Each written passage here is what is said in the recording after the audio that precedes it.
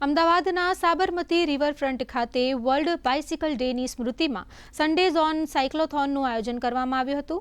આ સાયક્લોથોનને અમદાવાદના મેયર હિતેશ બારોટ દ્વારા પ્રસ્થાન કરાવાયું હતું। વહેલી સવારથી જ સાબરમતી રિવરફ્રન્ટ ખાતે સાયક્લોથોનમાં ભાગ લેવા માટે યુવાનો, વિવિધ સંસ્થાના હોદ્દેદારો અને નાગરિકો મોટી સંખ્યામાં પહોંચ્યા હતા અને ઝુમ્બા ડાન્સની મજા માણી હતી।